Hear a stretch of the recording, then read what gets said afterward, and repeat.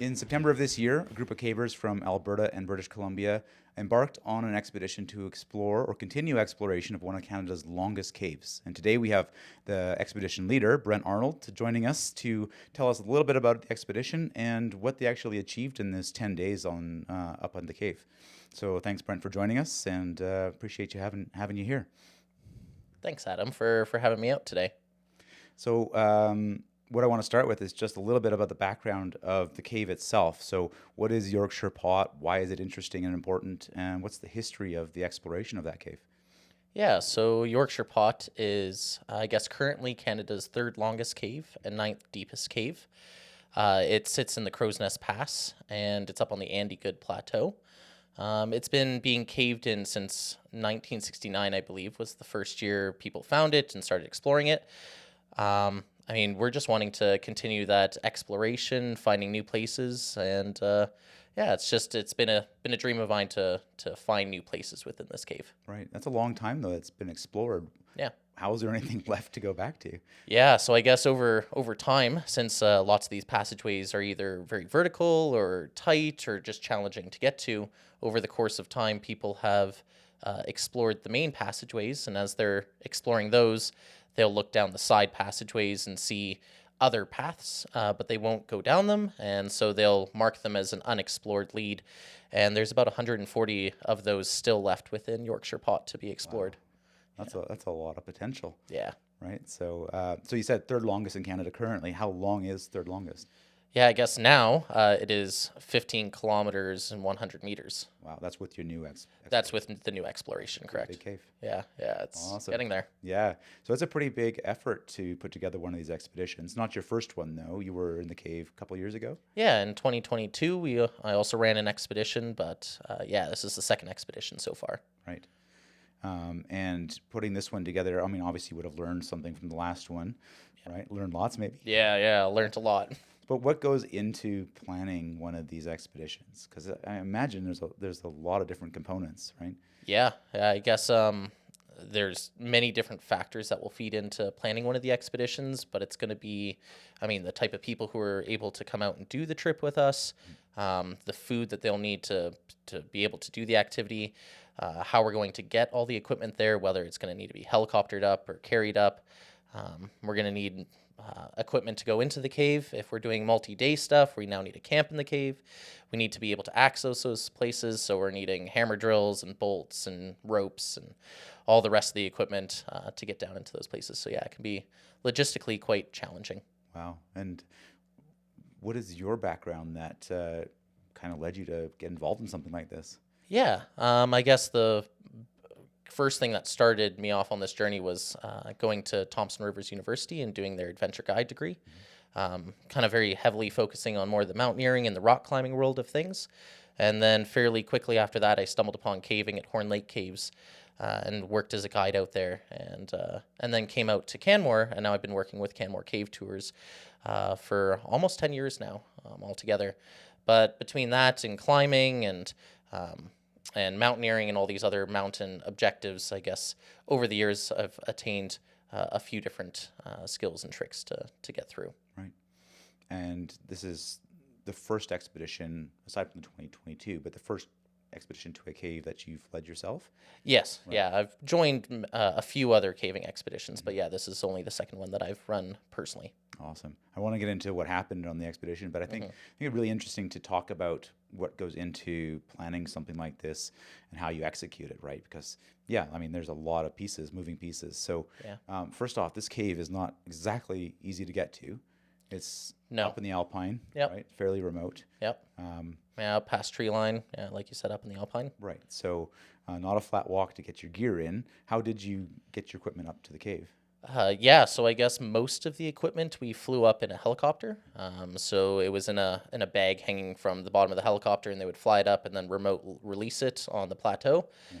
And then we hiked up after driving down a logging road for quite a ways, and then hiked up for about 2 to 3 hours to get up to the plateau. And then, yeah, set up camp up the entranceways of one of the cave systems leading into Yorkshire Pot called Mendip's Cave. Okay. So explain that. So this cave has multiple entrances, right? Yeah, as of right now, I believe it's 7 entranceways, Wow. or exits, depending on how we count them going into the cave. Yeah. And so Mendip's was Mendip's is one of the entranceways, yeah. and Yeah. it's easier access to the cave, or what was the reasoning for that choice? I guess it's just a big flat area. Well, the flattest area we could find on the plateau is just outside the entranceway, and the main Yorkshire Pot entranceway is just maybe about 50 meters or so above it. Gotcha. So pretty close to all the action. Okay. How big was your team going up for this year's trip? This year's trip altogether was 15 people on the plateau altogether. I think there was 7 or 8 people there at a time, though. So people would come at different points of the expedition. Right. Okay. And I mean, I've been in the cave. Mm-hmm. It's not a flat walking cave by any means, No. right? It's technical. So No. maybe describe that a little bit, because what I want to get into is what kind of skills the group needs to have to participate in something like this, right? So start Yeah. with describe the cave for us first. Yeah, and actually, you bringing me into the cave was my first time into that cave. So, but that cave is very vertical. So the first 200 meters vertical of the cave is all done almost immediately, right from the entranceway. And this is going from the Yorkshire Pot main entranceway. Right. I guess they're usually characteristics of rift passageways, very tall, thin passageways that you'll climb at the top, and then there's ropes either already rigged or that we put in, and you would rappel down those to get lower through the cave. The middle section is quite crawling keyholes, which are just as the water carves out the passageway, it carves out fairly cylindrical, and then as the water recedes, it carves these deep channels in the bottom of the passageway. So you'll be caving through the top circle bit, but with these deep kind of chasms underneath you. And then the very bottom of the cave also has 7 more rappels down there. And then you exit through a cave that they connected called Heave Ho. But that's through a garbage can that they've shoved into a hole that they dug out so that it keeps the hole from filling in as you leave the There's a cave. whole nother conversation around that cave's description. Right? Yeah, there really is. All right, so it's a fairly technical cave. There's a lot of up and down to it. Yeah, and yeah, very so vertical. what, as the expedition leader, what are you looking for in terms of skills from your group or personality, that kind of stuff? Yeah, I guess a big one is the personalities, definitely wanting people to mesh well together, because caving or any of these outdoor activities can be quite challenging. You definitely want people who are still quite calm and collect through challenges and challenging terrain. But they also needed to be avid cavers, so they need to be people who've been into lots of several caves. They need to know vertical caving, so single rope technique or SRT, and they need to be as proficient as possible in that. They would also need to know how to survey caves, so how to map them, how to use some of the more technologically advanced surveying tools we use nowadays, which is also one of the reasons why we're back at this cave doing some resurveying. And then if they did decide to camp underground, they would also have to be comfortable either with camping underground or having already done it before. Depends on the person. But yeah, willing to try something challenging, as well as know how to do vertical caving, and then also how to map and survey caves is what we needed for them. Right. So it's not just the skills to get through the cave. That's one level. But Yeah. to do that plus do your work on top of it, right? Because Yeah. the actual act of surveying and exploring these caves isn't a piece of cake, right? No. There's some work involved. Yeah, it's quite a slow, it can be arduous at sometimes, but enjoyable process. Yeah. Yeah. So yeah, I mean, they have to have come from many different facets and backgrounds to be able to accomplish the tasks that they need to do. So you mentioned the idea of camping in the cave, and we had a conversation about whether it was more efficient to do that or to every day come in and out of the cave, because building a camp in a cave is a lot of work, right? Absolutely. So just discuss why you settled on the idea to camp in the cave, and then what went into actually preparing for that, because that's a whole nother level. Yeah. So I guess Like we chatted about, was kind of depending on where we wanted to explore inside the cave was going to dictate whether or not we were going to camp. So I guess I had decided that I wanted to focus more on the horror show and the rat route and some of these lower sections of the cave. Um, so the first 200 meters, 240 meters or so down to these sections can be done quite fast on the way down, 45 minutes to an hour and a half if you're a quick, good caver and you know the path to take to get down there. But if you start adding things like hammer drills, extra ropes, the survey equipment, maybe food, water, snacks for the day, layers for staying warm, your backpack now becomes a little bigger, so that trip takes even longer. And like we know, once you get to the bottom of the cave and you finish your work, and that's only half the trip. Now you have the climb up and out. So yeah, we figured that if people were to head into the cave after maybe about 3 or 4 hours of surveying and then climbing out, that would be a 10 or 12-hour day altogether for them to get down into the cave, up and out of the cave. And to do that back-to-back just wasn't going to be feasible. Right. So yeah, the chocolate chamber was decided to be the camping spot, and it's at the bottom of all the first entrance series. And yeah, about 200 meters below the entranceway or so. All right, so it saves you having to do that vertical section of the cave Yeah. repeatedly, right? So, Yeah.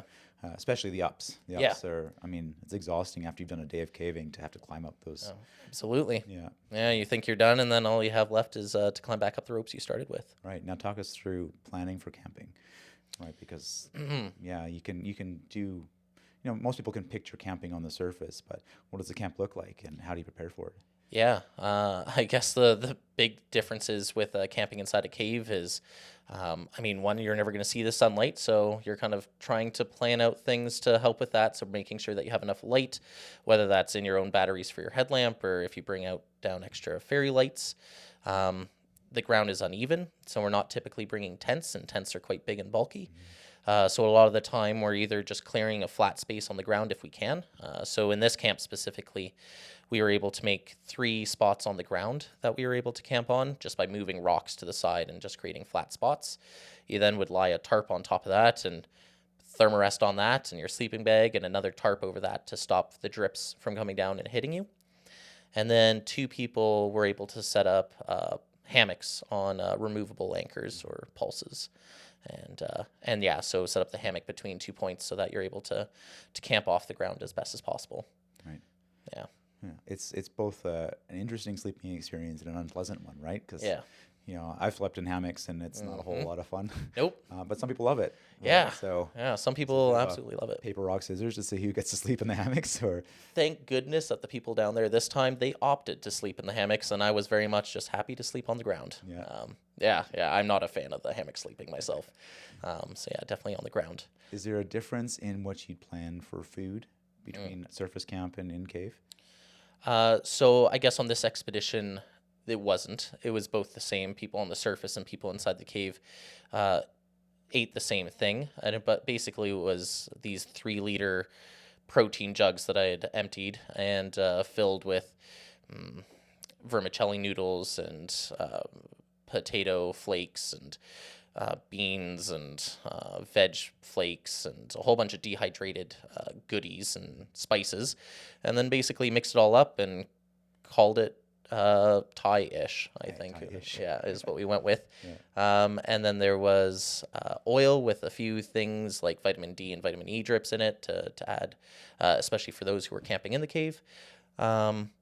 But yeah, for this expedition, I guess I chose to have the food on the surface and the food in the cave the same. But if you were going on a normal backpacking trip, you would just take those dehydrated meals. Just for inside cave, all of that's garbage and, you know, has to be carried out of the cave on your back eventually. So, yeah. Yeah, I mean, you alluded to it, but you know, one of the more common questions we get, especially on tour, is how do you go to the bathroom in a cave? Right? Yeah. So Awkwardly. yeah. What's that process look like? Yeah, so I guess when we're trying to design a camping area inside a cave, there's 3 major parts of thinking about the camp. It would be your camping spot, so where are we actually going to set up for sleeping? So can we sleep on the floor or in hammocks, or what is that going to look like?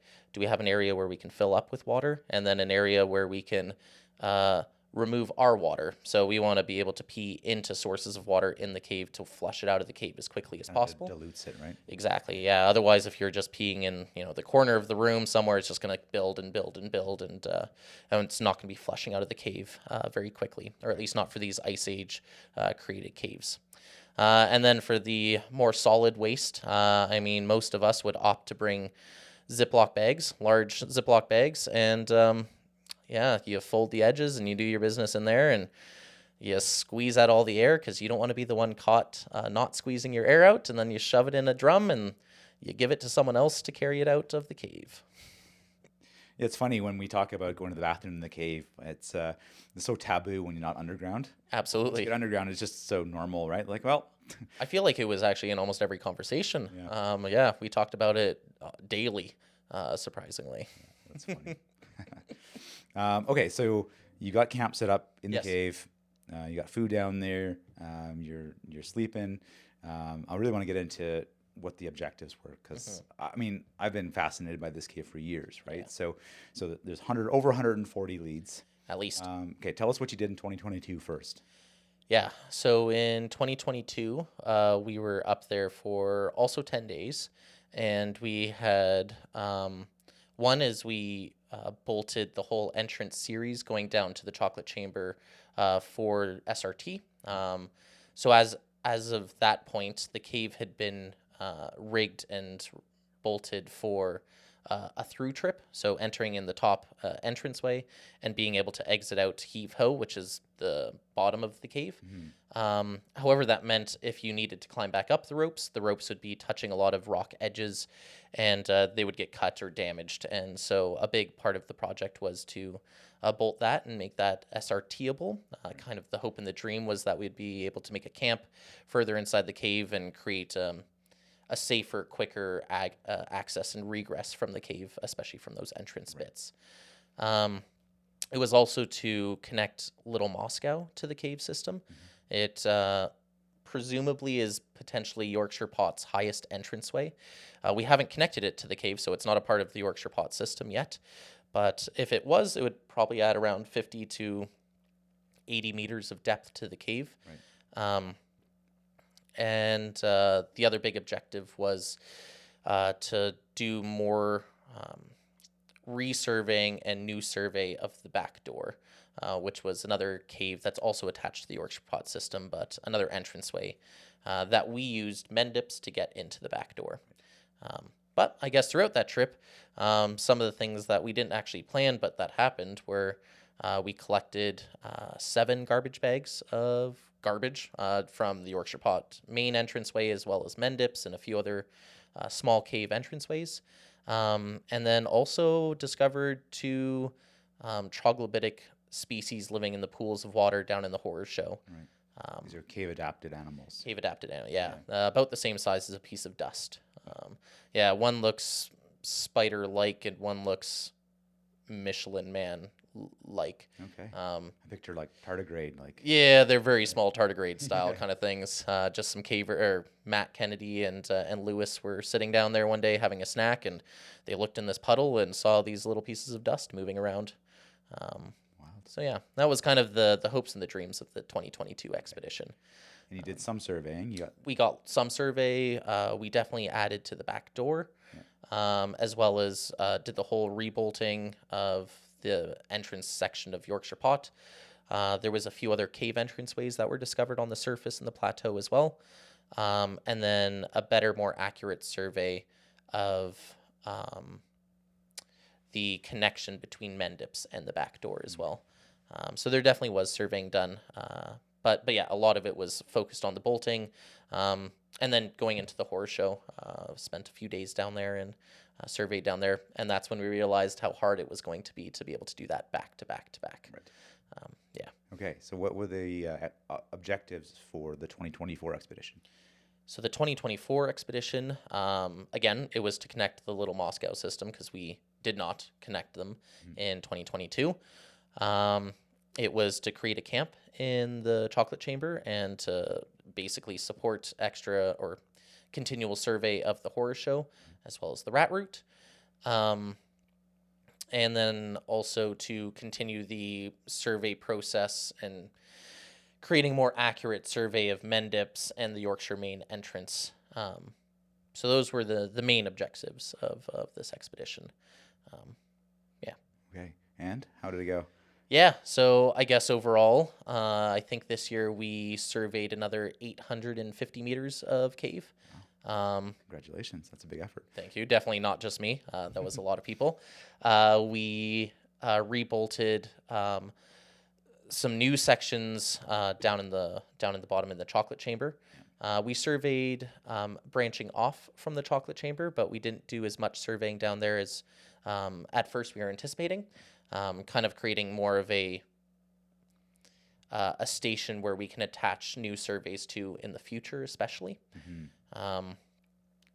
Let's get into the survey conversation for a little bit, because I don't know if that's really clear on how that happens in the cave. So just walk us through very basically, what the process is, what it looks like, and so people can have a picture in their minds. Yeah, okay. So I guess ultimately a survey of a cave is, at this point, just a line plot. So what we're doing is we'll go into the cave. We will find a point on the wall or floor or roof, and we'll create a physical point. Right now, we typically will use some sort of nail polish or something like that, something that we can visibly see.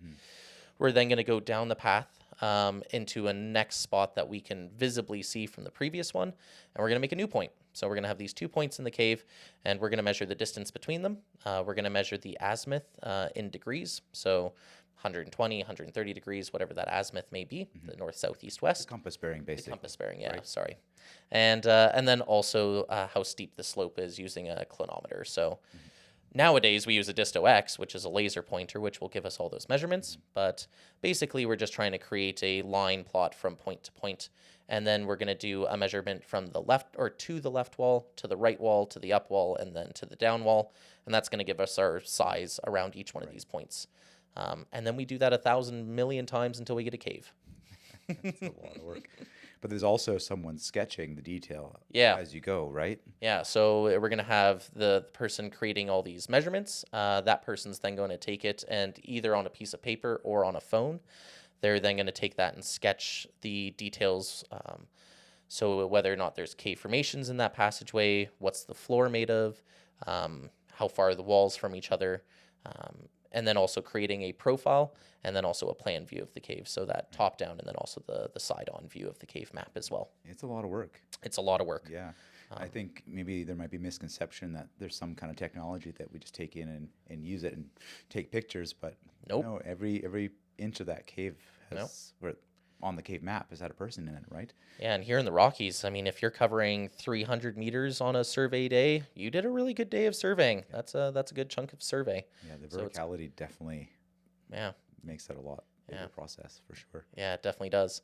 But nowadays with our again, the better technology, we're getting things like the Disto X or Disto X2s and the bricks and all these basically laser pointers that we have. Big advancement. Yeah, and being able to pair that with your phone via Bluetooth, and it creates these almost borderline perfect maps of the cave. Yeah. But it gives us measurements that we weren't able to do before. So things like the height of a roof in a passageway, where we couldn't get to the top before, it used to be guessed. Now we can actually get those physical measurements to see how big passageways are now. Yeah, you start reducing the error a lot when you do that. Quite a bit. Yeah. So you had a group of around 10 people at any given time. Yep. So I'm assuming that you broke up into smaller groups and did different series or different objectives. Absolutely. Yeah. Typically it was 2 to 4 people in a team.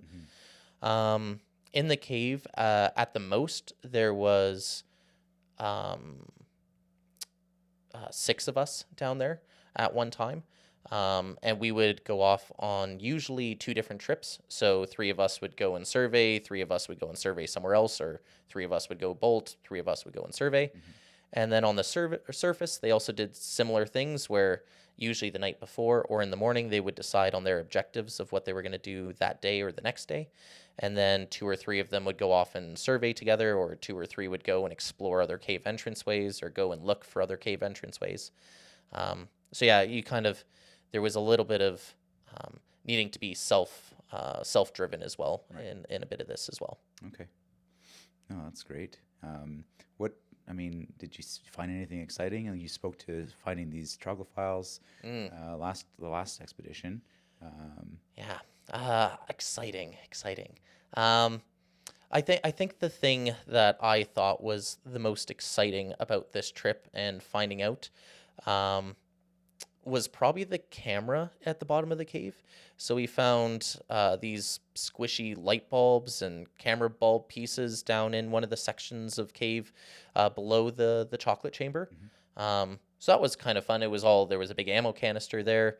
So that was kind of a neat discovery. More just garbage, but it was very cool to find that kind of a bit of history from probably. Actually, I was looking at the survey of those files, and it looks like that section of cave when they surveyed it, they called it the camera section survey. So you kind of makes sense to find that camera. I guess there was also a few of the cavers on the surface that took it upon themselves to clean out 9 garbage bags of garbage from a cave lovingly called Garbage Cave now. wow. But everything from baby bottles to diapers to food bags and popcorn things and Oh, poker sticks and ropes and Yeah, and this is a cave that's at least a 3-hour hike minimum. oh yeah, So, yeah. okay. Yeah, they found a old aluminum helmet. Actually, that aluminum helmet was very cool. I quite like that.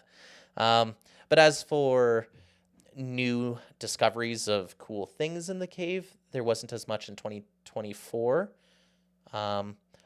Actually, the new survey of Mendip's Cave, I think, is quite neat as well. So the first Mendip's Cave, according to the map as of right now, says it's roughly around 316 meters. And roughly in the first 50 meters of what it looks like according to their map, a few of the team, Christian, Matt Kennedy, and Cynthia, were able to survey almost close to 800 meters of cave within that rough 50 to 75 meter section of cave. So there was a lot of cave that wasn't on the survey before. So yeah, just kind of finding out that there could be even more cave than the 140 unexplored leads, but by a lot. Yeah, I mean that was a big piece of what I got from our conversations earlier is that you went in with 140 leads, you came out with more than 140 leads. So many more. Right. Yeah, and every time we would take measurements, it would be a little different than some of the measurements we saw from previous surveys. So one of the rappels was 15 meters, but we measured it to roughly 18. And so if that continues, it would perpetuate and maybe make this cave even longer and deeper than we know about it for the discovered passageways, as we know. So, Right. yeah. So you did some surveying, didn't manage to connect Little Moscow this year? No, Little Moscow is still eluding us. I'm not even sure if we're finding the right cave, or if just the cavers of yesteryear were better squeezers, or if things have collapsed or changed over time. But yeah, we'll have to go back again and see if we can find that cave and That's an connect it. interesting point because that plateau, just even in the last 10 years, has changed hugely with the amount of snow loss and ice loss we've seen up there. Massive So amounts. I mean, you spoke to already finding new passages or new cave entrances. I think that's something that in the next 5 or 10 years could potentially lead to big discoveries up in the plateau. Absolutely. Actually, hopefully in our next expedition, one of the goals is going to be to mark the entranceways of the caves with metal tags and the names of these caves, and maybe having some sort of database where we can have a collection of the Andy Good Plateau caves, because it is Swiss cheese. There's a lot of holes up there. Yeah. So kind of starting this database for them as best as we can. Yeah, brilliant. I mean, it sounds like it was a really, productive trip. Yeah. I think a big question though is why in the world do you do it? Like, what's the point? Yeah, I guess that's the point for most things, isn't it? I guess for myself, the purpose of going caving, running caving expeditions, joining other caving expeditions, I think first is because I'm driven to explore. I want to see new places. I want to challenge myself physically, mentally. But I think a big part of running these expeditions and why I want Yorkshire Pot to be more discovered is I think it doesn't just allow more cavers to access this place with better knowledge, with more information, with a more accurate map, so that they can safer go into these environments and access places that they maybe thought they weren't going to be able to access without that. But it also gives us a better understanding of how our glaciers were interacting with the plateaus, how they eroded through the rock, how these mountain processes got to making these caves. Ultimately, it just gives us a better idea of the areas, the geology, the hydromorphology of the areas. And yeah, so I think there's a lot of different facets that make me interested. But I think first and foremost, I'm a caver, and I like I'm driven by the exploration and wanting to see what's around that next corner. Right. It's fun. It's challenging. Yeah, but you're right. I mean, there's a lot of potential contributions, the discovery of new species. Yeah. I mean, it's not well understood, but caves are basically our natural plumbing, right? That's where our groundwater often goes to in these areas. Absolutely. From. So, yeah, getting into these caves is one of the first ways of understanding that system. How to protect it, how to look after it, and ultimately, how they got there. Yeah. Okay, so what's left? I mean, you talked about another expedition. Yeah. Right. It's you're looking forward to doing another one potentially. Yeah, probably. Yeah. Yeah, I think so. Yeah, so I guess first off, we left lots of that camping stuff down there. So we kind of brought it all down in big olive drums, like 20-liter olive drums, and put the sleeping bags and thermarests and all the rest of the gear inside the cave, some first aid equipment, some extra food. So yeah, I hope in the future to get back down there, do a little bit more camping in that section. And I would love to actually go into the horror show and do more mapping through there. But I think over time, what I'm realizing is some of my big objectives are going to be to redo the whole through trip of this cave and survey that. I think that's going to give us a good trunk to build off of in the future. And it's just such a classic trip, right? It is such a classic trip. I think it's the best through trip in all of Canada for caving. I've heard that a lot. Yeah. And I've done it. I mean, it's amazing. So. Yeah. I think it's the longest, or at least that's what I'm going to claim it as. Yeah. And it's just... Yeah, so I think that, as well as marking the entranceways of the caves up on the plateau, are going to be a big objective. I really don't want to just resurvey what these guys have already done and all their hard work that they've already put into it. It can be quite challenging to add new survey onto old survey data, especially since some of the survey data is quite inaccurate potentially. Right. So yeah. So you start, getting loops, and you have to close loops, you get a lot of potential error, and that just throws everything off. And there's a lot of loops in Yorkshire Pot. There's a lot of closures. So, yeah, I think it's going to be to redo the survey, also to bolt the 7 steps, which is at the bottom of the cave. Right. So there's kind of 2 major 7 rappels that you can take. The super dip way has been done, but I believe the 7 steps hasn't been bolted yet. I believe actually your trip many years ago wrapped ropes around rocks, and they're like slightly calcified in place now. Bit by the seat of our pants on that one.